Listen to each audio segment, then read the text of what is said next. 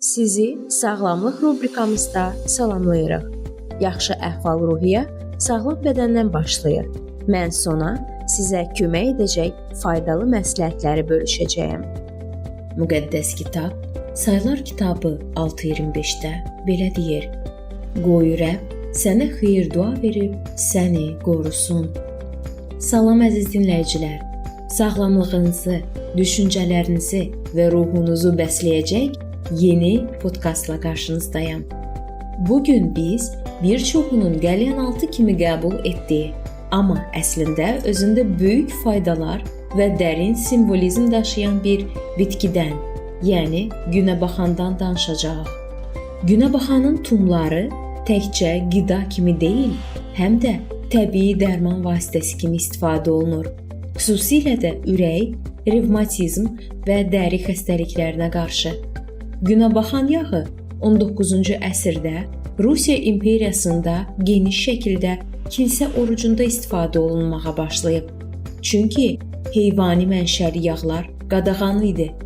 Bu bitki həm də torpağın strukturunu yaxşılaşdırmaqla ekoloji təsirlərə qarşı dayanıqlığı ilə tanınır. Günəbaxan çiçəkləri gün ərzində günəşin hərəkətinə doğru çevrilir. Bu hadisəyə heliotropizm deyilir. 16-cı əsrdə Avropaya Amerikadan gətirilib və ilk olaraq bəzək bitkisi kimi istifadə olunub. Bir tək günəbaxan başında minlərlə toxum olur. Hər biri tək-tək sağlamlıqla doludur. İndi isə gəlin ənənəvi olaraq günəbaxanın bir neçə faydalı və zərərli xüsusiyyətlərinə nəzər salaq.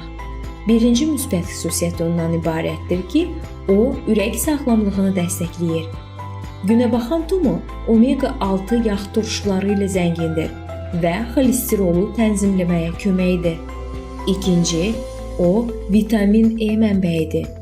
Güclü antioksidan təsiri ilə hüceyrələri qoruyur. 3. O dəri və saç üçün faydalıdır.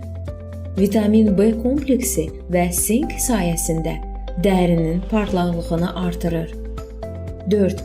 O immunitet sistemini gücləndirir. Selen və maqnezium bədəndə qoruyucu mexanizmləri aktivləşdirir. 5.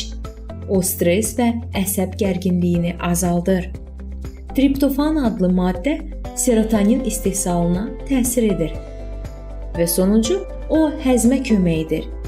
Tərkibindəki liflər bağırsaq sistemini tənzimləyir. Bununla yanaşı bir neçə mənfi xüsusiyyətləri də var. Birinci, həddindən artıq istifadə çəki artımına səbəb ola bilər. Çünki tumlar yüksək kalorilidir. İkinci, tuzlanmış tumlar yüksək natrium miqdarına malikdir. Bu, təzyiqi yüksəldə bilər. 3. Allerjik reaksiyalar. Bəzi insanlarda toxumlara qarşı həssaslıq ola bilər. 4. Yağlı turşuların balanssız qəbulu.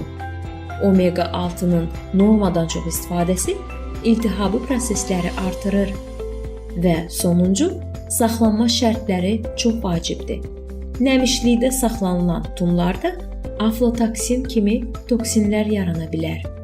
Nəticədə günəbaxan yalnız gözəlliyi və günəşi izləməsi ilə deyil, həm də sağlamlıq baxımından faydaları ilə insan həyatına işıq saçır.